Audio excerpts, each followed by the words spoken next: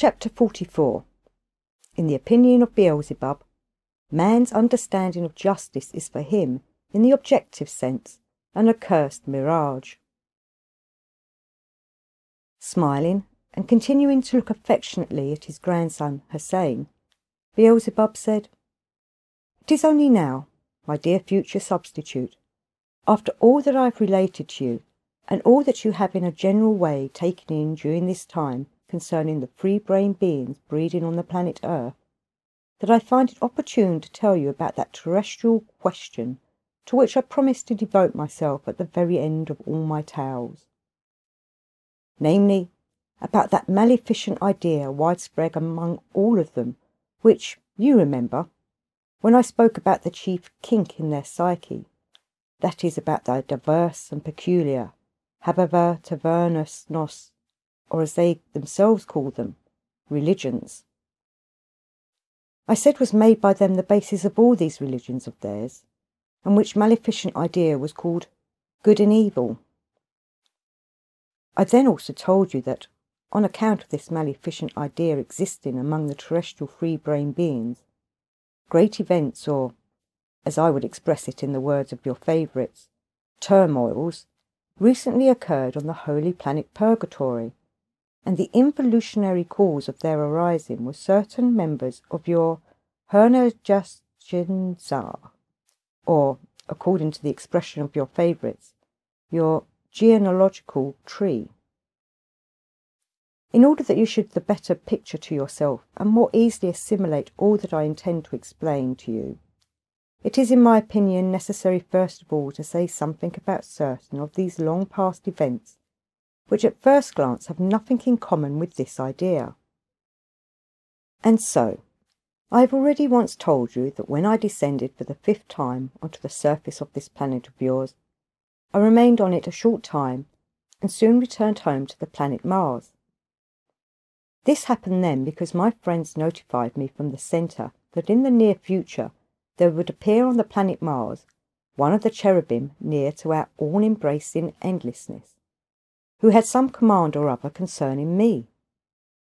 After my arrival on the planet Mars, the said cherub did indeed soon make his appearance, and the command given him from above concerning me was this, that owing to my conscious labours for the attainment of results for the purpose of common cosmic welfare, that is to say, owing to the fact that I had attained on your planet the abolition of the practice of sacrificial offerings among the free-brain beings who have taken your fancy, and also owing to the personal petition of his conformity, the angel Luisos, before our common Father Endlessness,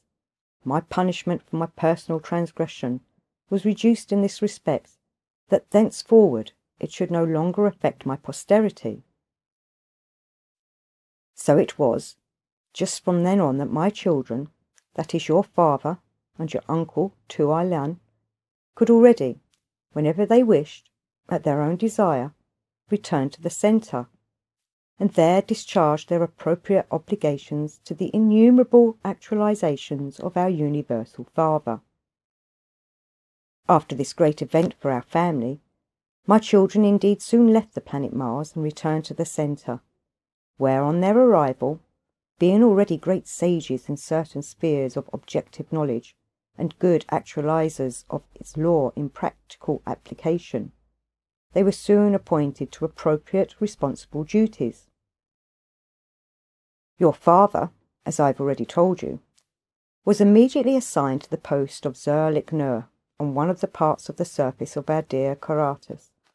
in which post he gradually became worthy of obtaining the responsibility of Chief Zerlich-Nur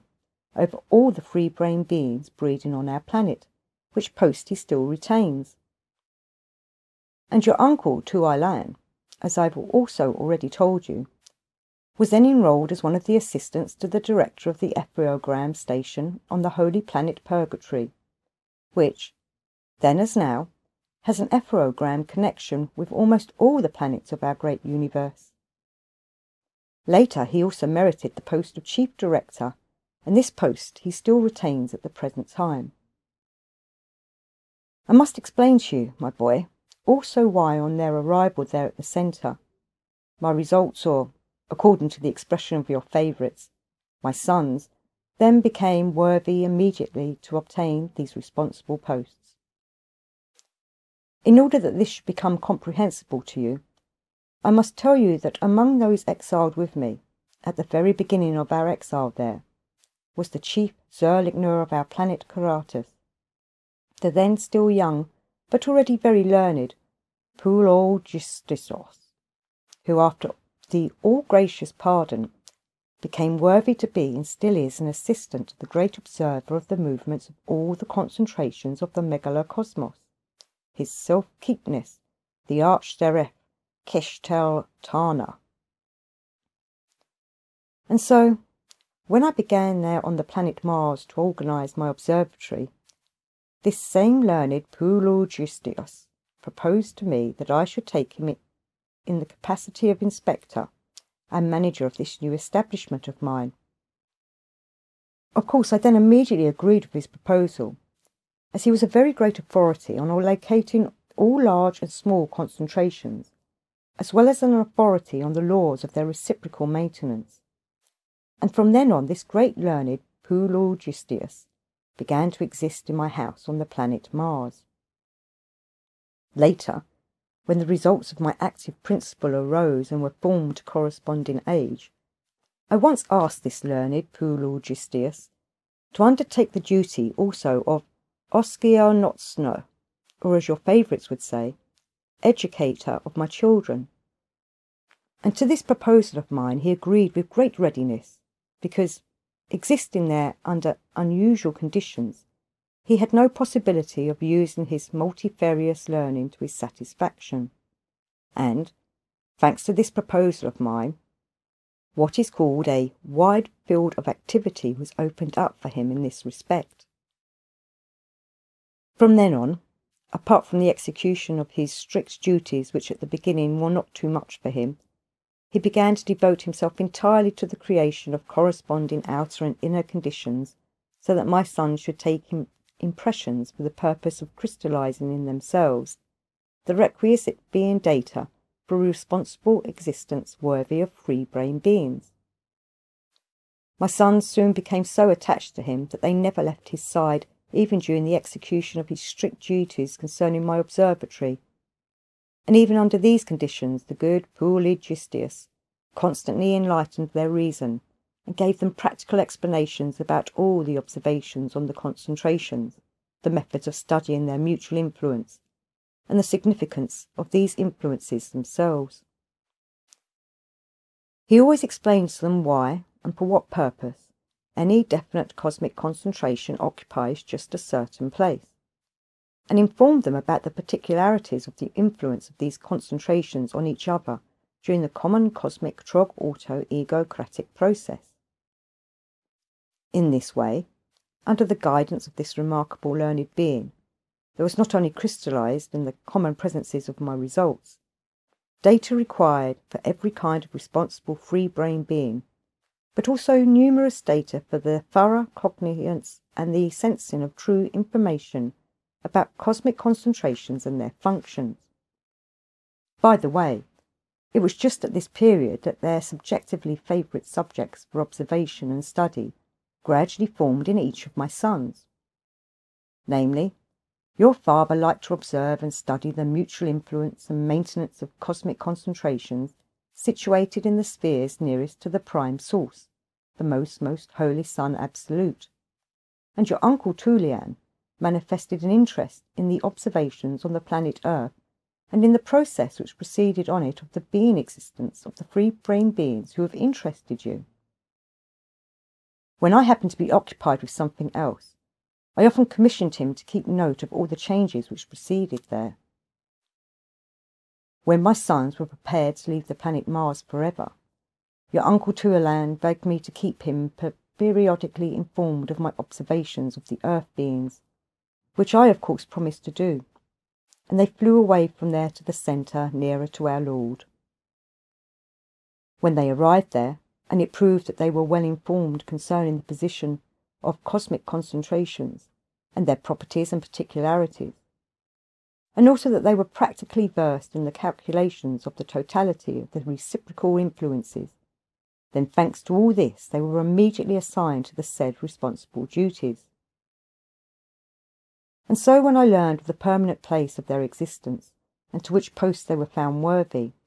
I, from then on, according to my promise,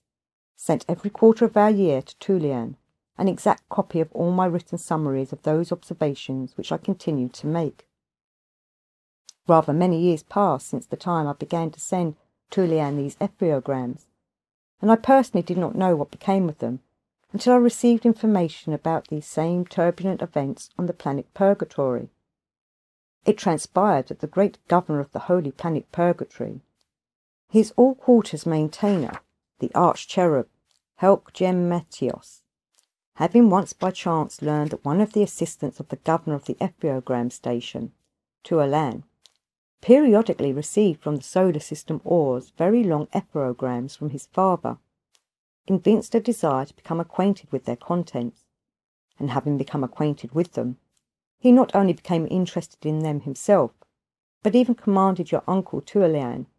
always to reproduce the contents of these epheograms in the common planetary Tu-Luk Hetzonik,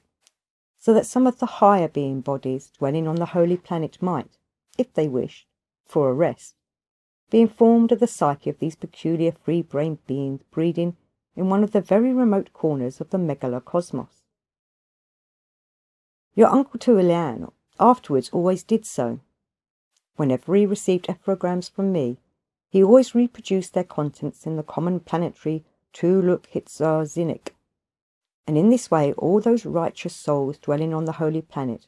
were kept informed of all my observations and investigations of everything concerning their strange psyches. From then on, certain of the righteous higher being bodies there on the holy planet not only began to follow all my observations very attentively, but they also began to ponder on the strangeness of their psyche. The results of the pondering of the blissful higher being bodies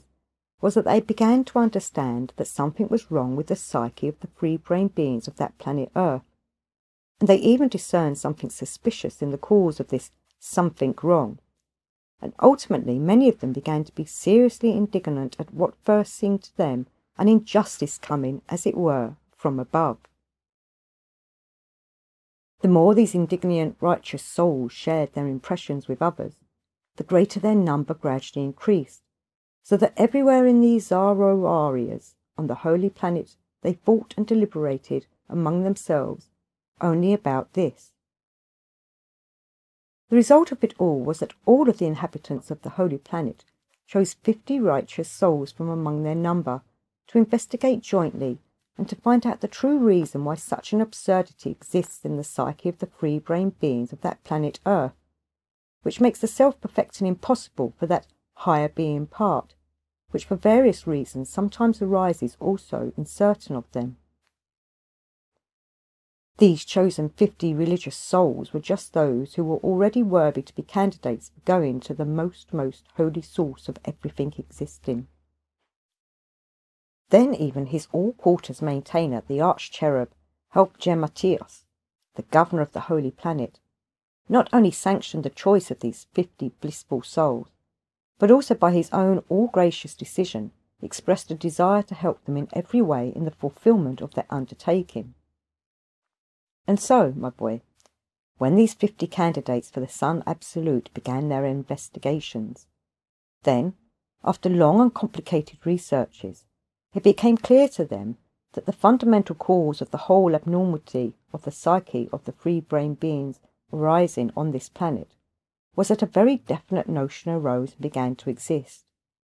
that outside the essence of beings, as it were, there are two diametrically opposite factors,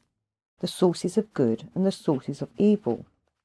which are just the instigators for all their good and bad manifestations. It was then established by them that this universally decimated maleficent idea, the data for which gradually became crystallized in each of them during their formation into preparatory age, already dominates their common psyche at their responsible existence, and becomes on the one hand a tranquilizer and justifier of all their manifestations, and on the other hand the fundamental impeding factor for the possibility which arises in certain of them for the self-perfecting of their higher being parts. When the righteous dwellers on the holy planet had made all this clear to themselves, they began to consider and deliberate among themselves how to find a way out of the situation and what they could do from their side. As it was related to me, they began to arrange meetings and conferences everywhere in Zaruaris to try by collective effort to arrive at some decision. And after long deliberations and complicated what are called ballots by the righteous souls of single Zaruaris, as well as by different Zaruaris, the following resolution was ultimately almost unanimously carried. First of all, to lay a petition at the feet of our Maker-Creator, that he, in his providence, should send to the free-brain beings of the planet Earth a messenger from above, with data corresponding to such a reason as could, on the spot, find a possibility of uprooting this maleficent idea. And secondly, in view of the fact that the actualization on the surface of this planet of such a maleficent idea was, and until now is the fundamental cause of all the terrifying misfortune for the sacred higher being parts arising there, to venture with contrition to request our common Father not to allow the higher being part of that terrestrial free-brain being who was the cause of the arising there of a maleficent idea to be taken on the holy planet, even if this higher being body is perfected to the required gradation of sacred reason, but to doom it to exist eternally on the planet remorse of conscience. Well, it was just then, my boy, after the dwellers on the holy planet had sanctioned this resolution, that as I expressed it, that turmoil broke out there which, even until now, not one of the sacred individuals who knew this epic story can recall without, so to say, shuddering. This turmoil was evoked there in the following way. After the said resolution was carried, it was soon undertaken on the initiative of all those 50 chosen candidates for the Sun Absolute to elucidate just which terrestrial free-brain being, with perhaps his higher being part already formed in him, was the cause of the arising on this planet of yours of such a maleficent idea. And according to this elucidation, it turned out that that free-brain being who was the first to give the beginning of the crystallizing of that maleficent idea was a certain Makari Krombernkis Zion, whose higher being part perfected to the required gradation of reason had not only become worthy to go to the holy planet, but was even already considered one of the first candidates to be taken on to the most holy Sun Absolute. As was afterwards related to me, when this became known, a groan, so to say, hovered over the whole of the whole planet, and there was not a single righteous soul there who could think without remorse about this terrible fact. For almost a quarter of a year they only judged back and forth about this unprecedented turmoil,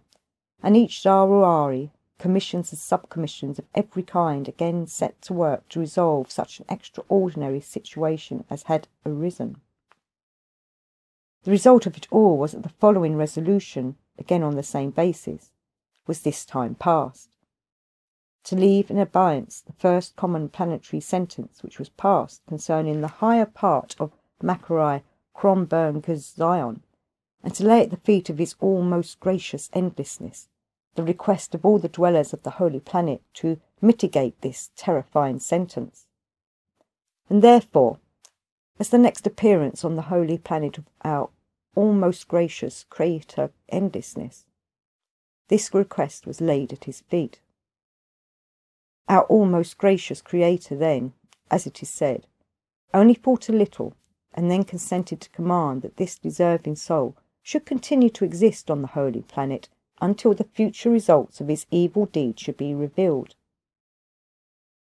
In spite of the fact that this completely formed higher being part was the fundamental cause of the impossibility for all the higher being bodies which arise in the presences of certain free-brain beings of this planet to perfect themselves completely, this gracious command was given by our common Father evidently because he hoped that ultimately these free-brain beings themselves might perhaps cognize their errors and begin to exist as is becoming to free-centred beings to exist. And in that case there would be no need to punish so terribly the higher part of that being who, without yielding to adverse conditions, not depending on himself, and much stronger than his possibilities, and mercilessly struggling with his own inevitable denying principle, was able to perfect himself to such a gradation thanks to which he had acquired the possibility of reaching the threshold of the basis of everything existing in the universe. Owing to the said command of our almost gracious Creator, the higher part of this poor Macarai Cromburn Zion now still exists on the holy planet, and his future now depends exclusively only on the free-brain beings who have taken your fancy. After a long pause, Beelzebub continued thus. The information concerning these events proceeding on the holy planet first reached me just during my 6th personal descent on the surface of your planet, and I, of course having become very interested in it all, began on my part also to investigate in detail on the spot this distressing story connected with the free-brain beings who have taken your fancy. First of all, my boy, I consider it necessary to tell you sincerely, just to you, my direct substitute, that although all the righteous dwellers on the holy planet, with the help of various and at the same time very elaborate means, made it clear that the fundamental cause of all the abnormalities of the psyche of these free-brain beings who have taken your fancy was, and until now still is, only this maleficent idea, yet nevertheless I cannot myself confirm this categorically. Of course it cannot be denied that this fantastic idea played a big part in respect of the gradual, so to say, dilution of the psyche of these unfortunates. Many impressions were taken in me, and data crystallized for a subjective opinion. When, having become interested in this story, I began, among other things, to make my researches, and to make clear to myself also the story of the arising and formation of this same Macarai Cromburn Zion. It was just these same special investigations of mine which clearly showed me that, although he indeed first used the words good and evil, yet he was not to blame that these words later acquired there in the process of the existence of the beings of all subsequent generations such a maleficent sense for your favourites. If, my boy, I now initiate you into the information I learned concerning the history of the arising and process of the existence there of this Macarai Cromburn Zion, then perhaps corresponding data will be crystallized in you for an approximate representation concerning this terrestrial fact. I shall begin by saying that when I decided to occupy myself there with this, I then began from that time on, whenever I met any corresponding individual, to inquire about everything which in totality might throw some light on one or other aspect of the individuality of this Macarai Cromburn Zion. You will probably be interested to learn that among the first individuals I met who could give me some information about what I have said, a very aged being of our tribe turned out to be very useful. In conversation he cleared up many things for me, and indicated to me several very good sources from which I later drew very useful and detailed information. This elderly being about whom I now speak was none other than the uncle of that young being of our tribe on whose account I had to descend to this planet of yours the first time, and who afterwards became the chief over all the beings of our tribe who were exiled to that system Oz. This mentioned elderly being of your planet existed just on the continent Atlantis, and just at that period when that Macarai Cromburn Zion existed there also. According to all the information I learned, and also according to every other special method of my investigation, it transpired that this terrestrial free-brain being named Macarai Cromburn Zion arose and began to exist there on the continent Atlantis from the sacred process of El Mor Arno, which proceeded between two terrestrial beings there of different sex, who had just reached responsible age. Owing to the fact that this couple had a healthy hereditary in every respect, and that the external conditions of ordinary being existence in general there was still relatively normal, and for this couple happened to be specially favourable, hence the result of this sacred process. That is to say, this same, according to them, son of theirs, who was later called Macarai Kronberg-Kazion, already received in his presence from the beginning of his arising, and during his early existence among the same data for the being of a future responsible being, as every Keshet Martinian free-brain being should possess at his arising anywhere on any other planet of our great megalocosmos. And as a desire happened to arise in his producers, or as it is said there in his parents, to prepare their result to become a responsible being with a scientific career, and as they also happened to find successful guides for him, then when this result of theirs became a responsible being, he became a very good scientist, of course very good for the planet Earth. He soon became worthy on account of his scientific merits even to become a full member of the learned society accursed. During the process of his responsible existence in the scientific field, he once more clearly saw the real value of his own significance and sincerely realised his nullity. From then on, he began with sore grief to meditate seriously on these realisations of his, and the result of his meditations was just this, that in every part of his entire presence the hope gradually began to arise, and ultimately even the conviction became definitely fixed that conscious labours and intentional sufferings might transform him from a nothing into a something. And then he began to labour consciously with a complete mercilessness towards his denying part, and to create intentionally disturbing conditions for this denying part of his.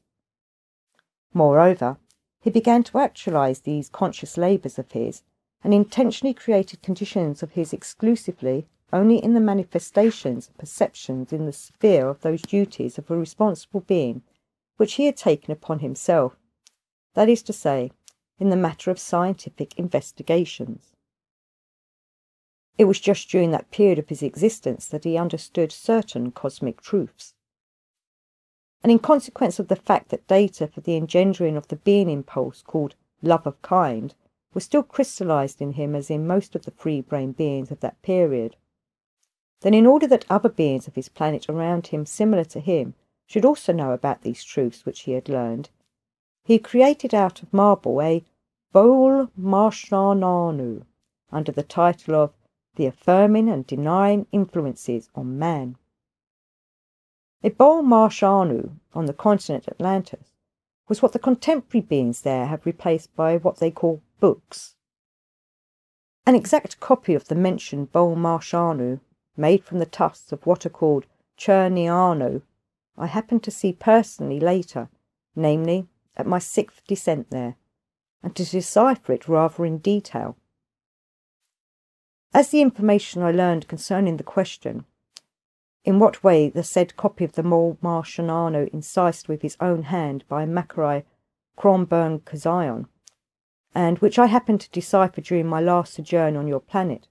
remained intact and reached to the contemporary epoch,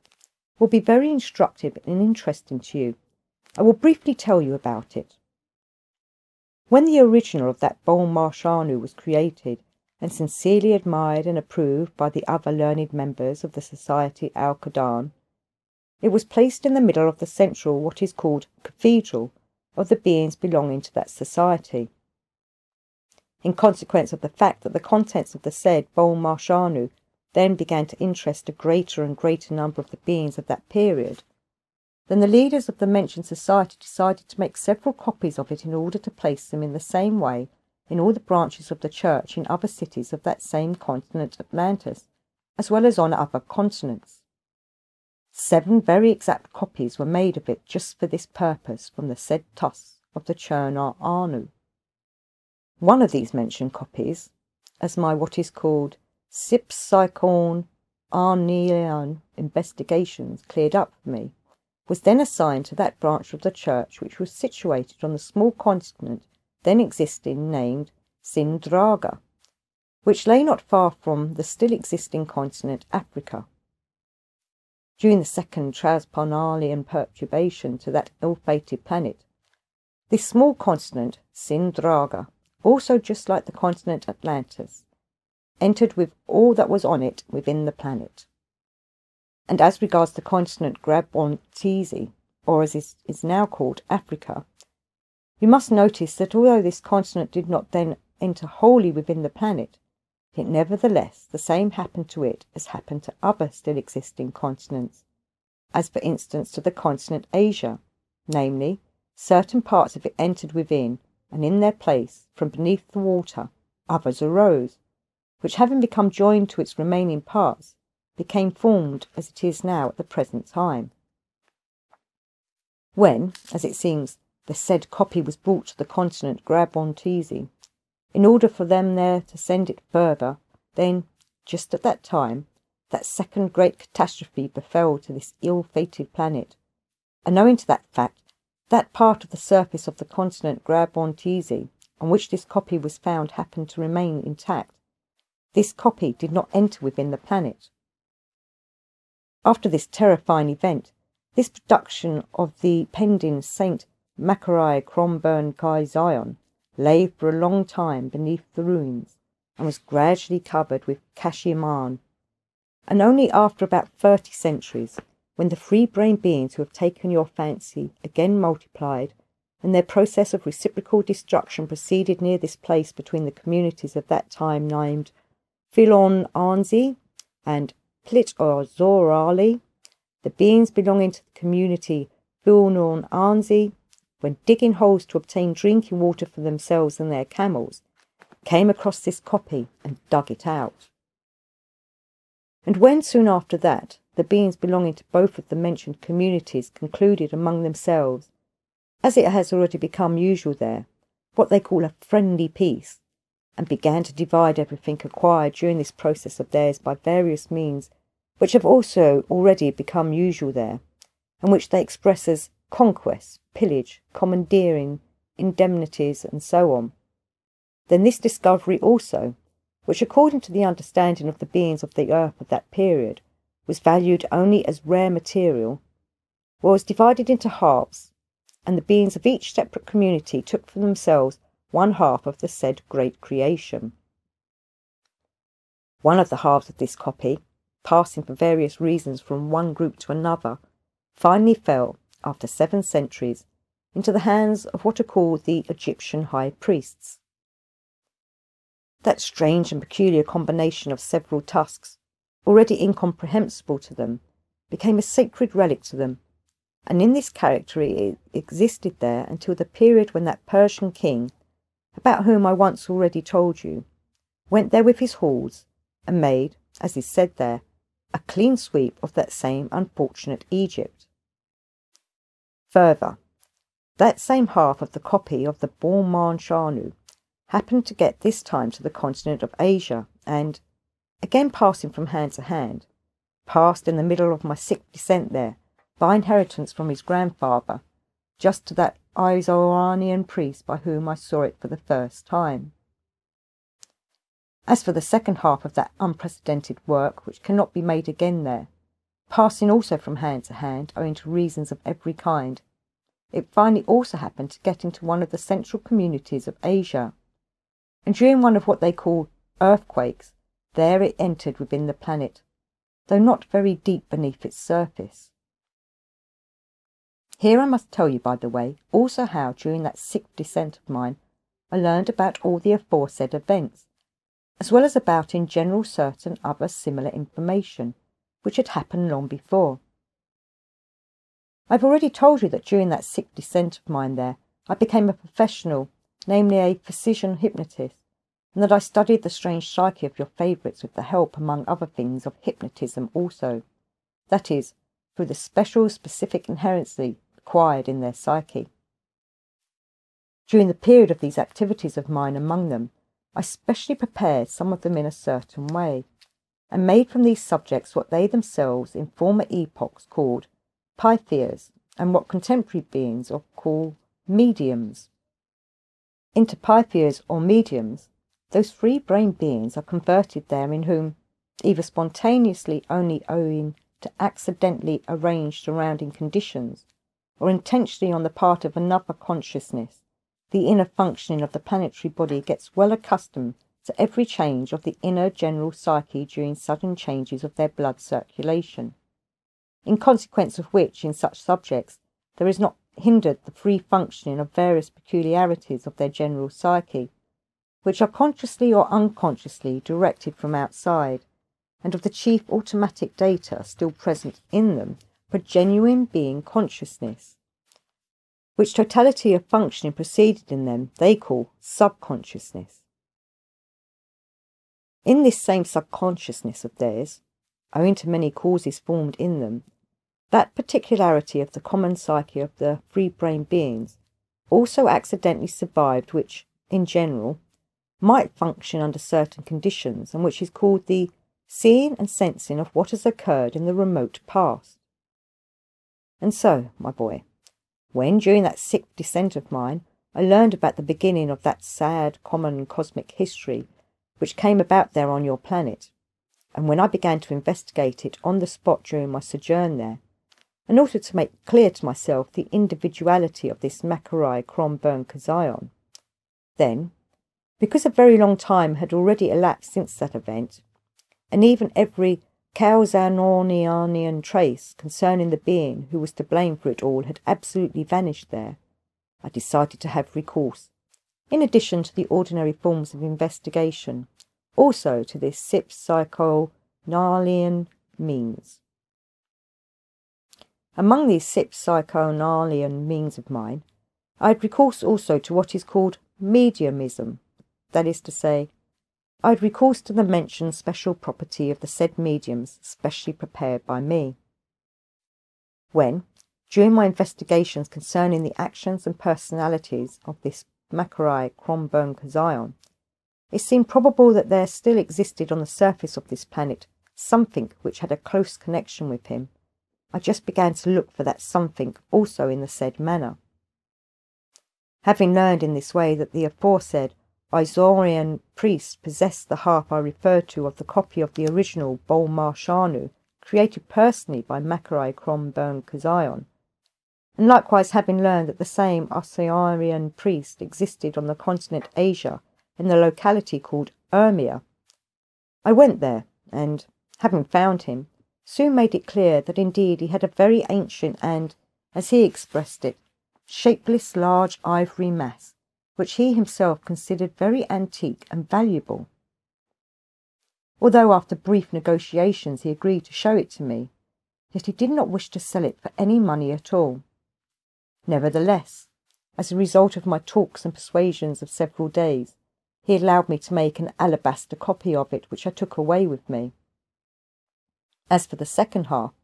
although owing to the same method of searching I soon found out where it was, yet it cost very much trouble and bother to obtain it for the immediate deciphering of its contents. Although I said that the second half had not yet had time during that period to enter deeply into that planet, yet nevertheless it did enter so deep that it was impossible to obtain it by ordinary methods. But my chief trouble was caused then by this, that the place where it existed was near a centre populated by your favourites, and I had to prepare everything in advance and to take all suitable measures in order that none of them should either learn nor even suspect anything about it at all.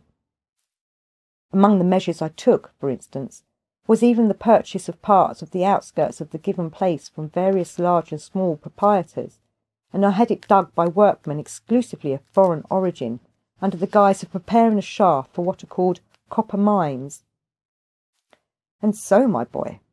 after I had found both of these halves of the copy of the creation of the pending Saint Macarai Kronberg-Kazion by the aforesaid means, and took them to the city of the country now called Turkestan, in which at that period I had the chief place of my existence, I began to decipher the inscriptions and incisions on the Bol Marshanu of the scientific thesis by Macarai Kronberg-Kazion under the title of The Affirming and Denying Influences on Man. When we return home, I shall without fail try to recall and tell you as nearly as possible word for word the whole contents of this great production of the reason and, as is said, of the hand of a free brain being, but meanwhile I will expound to you only that part of it in which Macarai Kronberg-Kazion first employed the notion of good and evil, signifying by these words those forces which are just the basis for the formation of the presence, as well as of the flowing state of every separate, relatively independent cosmic arising, and also, of course, of every being. If the notions recorded on this Bol Marshanu were put into ordinary language, they could be stated in the following words. Evidently we, men, also, like all the existing units of the world, are formed and always consist of the same free independent forces, by means of which the process of reciprocal maintenance of everything existing proceeds, namely, of the following free independent world forces. The first of these forces constantly arises from the causes which proceed in the prime source itself, and from the pressure of the newly arisen, and issuing from it by momentum, flows out of that prime source. The second world force is what this first force becomes, when, after having spent the momentum which it has received, it strives to reblend with the source of its arising, according to the fundamental world law called, the effects of a cause must always re-enter the cause. Both of these factors in the general process of reciprocally maintaining forces are entirely independent, and in their manifestations have always and in everything their own properties and particularities. The first of these two fundamental forces, namely, that one which for compelling reason always manifests outside the source of its arising, must constantly involve, and the second one, on the contrary, striving to blend with the cause of its arising, must always and in everything evolve. Owing to the fact that the first of the mentioned free independent forces arising from vivifying actions proceeding in the very foundation of the cause of everything existing, and thus receives in its presence the germ of the possibility of manifesting vivifyingness, it may be considered as good, that is, as a factor for the actualizing of the backward flowing effects which in relation to this first force can and must be considered as evil. Moreover, the first of these forces, which is manifested from inevitable and compelling causes arising in the prime source itself, can from this point of view be considered as passive. And the second backward flowing force, because it must constantly resist in order to have the possibility of penetrating backward, or at least the possibility of withstanding the opposite flowing first passive force which has received its momentum from the prime source, causes, must be regarded as active. And as for the third independent world force, this force is nothing else but only the result of the clash everywhere and in everything of these two fundamental descending and ascending independent forces. Although this third independent force is only the result of both first fundamental forces, it is nevertheless the spiritualizing and reconciling source of every world formation. And it is the spiritualizing source of every world formation because it arises and must exist in them as a presence all the time while the given results exist, which arise from various unusual mutual resistances occurring between the said two fundamental forces flowing in entirely opposite directions. And so, my boy, it was in this sense and in this meaning that the words good and evil were first used by this unfortunate Macarai Kronberg-Kazion. Thanks to the aforesaid Bol Marshanu of his, and according to other data elucidated by me there on the spot, there is crystallized in me, both concerning Macarai Kronberg-Kazion himself and everything else, my own special opinion, entirely different from the one which the righteous dwellers of the holy planet expressed as a result of all their researches, which, although wise, were not direct. I repeat, although the idea of external good and evil first arose there thanks to the individuality of that Macarai Kronberg-Kazion, yet it was, in my opinion, not to blame for it having taken such a maleficent form. However it might have been, my boy, indeed according to the detailed and impartial researches I made there on the spot concerning all this, the following then became very definitely clear to me. When this maleficent idea there gradually took on such a definite form, and began to be for the psyche of your favourites what is called an actualizing factor, for the crystallization in their common presences of data for the fantastic notion, namely, that outside of them there exist, as it were, objective sources of good and evil acting upon their essence, then from that time on, other peculiar data, at first spontaneously and later through their strange consciousness, began to be crystallized in the general psyche of each of them, which data, owing to automatic being associations, engender the conviction that the causes of all their manifestations, both good and bad, are not they themselves personally, nor their own criminal essence egoism, but some or other external foreign influences not depending on them at all. The fundamental evil for all these misfortunes from this fantastic idea resulted there chiefly because, even before this, of course thanks always to the same conditions of ordinary being existence established by them themselves, data ceased to be crystallized in them for the engendering of what is called various being aspects of a world view, and instead of this a world view is formed in them based exclusively on that maleficent idea about external good and evil. And indeed, at the present time there, your favourites have already based all questions without exception, questions concerning ordinary being existence, as well as questions about self-perfecting, and also about various philosophies and every kind of science existing there, and of course also about their innumerable religious teachings, and even their notorious what are called morality, politics, laws, morals, and so on, exclusively on that fantastic, but for themselves in an objective sense, very maleficent idea. If now, my boy, in addition to all I have told you concerning this maleficent idea, I shall tell you only about how the beings of our tribe who are exiled on this peculiar planet involuntarily became the participants of the arising of a certain comical story, then, I am sure, you will obtain almost a real conception of the weird notion of your favourites about good and evil. The beings of our tribe were in the following way the involuntary cause of the complete fixing of this comical story in the process of the ordinary existence of these strange free-brained beings. I have already told you once that many beings of our tribe happened in the beginning to exist there, and to mix with the ancestors of these favourites of yours, and even to have friendly relations with certain of them. It is necessary to remark that when our tribe indeed existed there among them, there was absolutely nothing at all concerning this tragic comic story about which I shall now tell you, unless we exclude the fact that before our tribe left that planet the last time, a notion arose and began to exist among certain beings there, but only among those particularly naive, that the beings of our tribe are, as it were, immortal. And this notion then arose there evidently because the beings of our tribe had an incommensurably longer duration of existence than theirs, and hence the cases of the sacred Ruskulnanu among our tribe were rare, and perhaps it happened that in these periods this sacred process did not even occur to any of our tribe. I repeat that besides the aforesaid, there was nothing else there at that period when our tribe existed among them. Only afterwards, when for certain considerations the desire was expressed from above that as few as possible of the beings of our tribe should exist on the planet,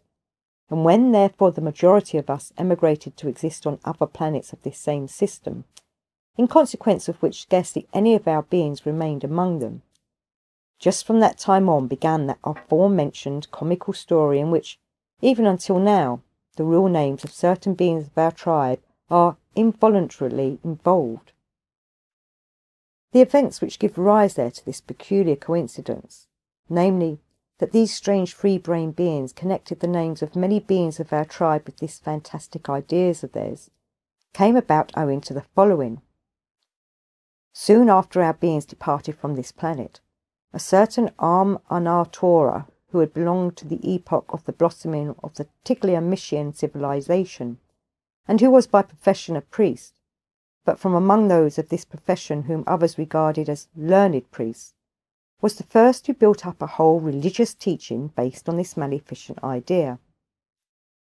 It was just in that same religious teaching that he, among other things, explained for the first time that certain invisible spirits existing among them spread external good and evil, and compelled men to take in and manifest this good and evil, and that these spirits, the spreaders of good, were called angels, and those spirits, the spreaders of evil, were called devils. The angels, the bearers and spreaders of good, that is, of the most high and most divine, being themselves high and divine, could never be seen or sensed by men. But as regards the devils, they, having the lowest origin, that is to say, coming from below itself, can on the contrary be seen by men. And if sometimes men do not actually see devils, then this is only because of their suggestion, and hence the visibility of devils for the perception of human sight increases in proportion to the increase of the righteousness of people. When this new religious teaching was widely spread, certain of them, according to the tales of your ancestors, had information about the existence in former times among those beings who, as it were immortal and who had suddenly disappeared. And it was just these beings who decided to spread the supposition that evidently they were just these same devils who, foreseeing the arise of a true religious teaching and fearing that people in consequence would perhaps find them out, made themselves invisible, but continued in reality to exist among them. It was then that the real names of many beings of our tribe, which also chanced to reach in the said manner to the beings of the period when this mentioned religious teaching appeared, acquired a greater special meaning, and passing from generation to generation, these names even reached to your contemporary favourites. To these names they have, up till now, continued to attribute all kinds of fantastic roles, which according to their imagination must be present in these corps of being devils,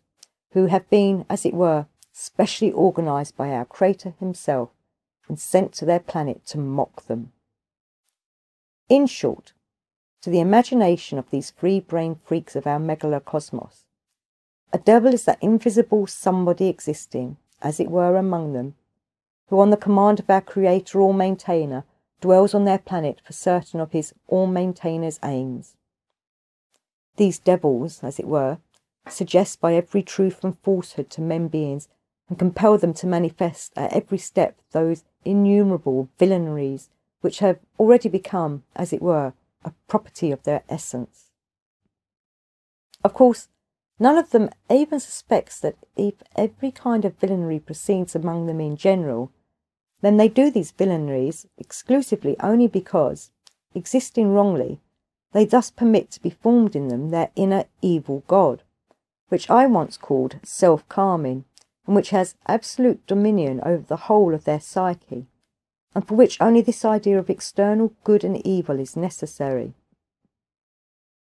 At all events, from this fantastic idea of theirs, very great publicity was obtained there for the praising and glorifying of the name of our incomparable Lucifer,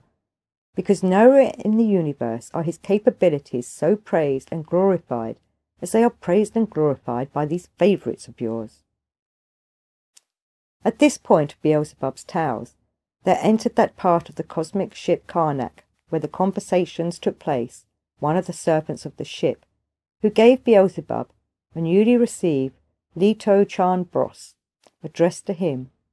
and on leaving he turned to everybody and joyfully exclaimed that the reflections of the sphere of the planet Karatos could already be seen.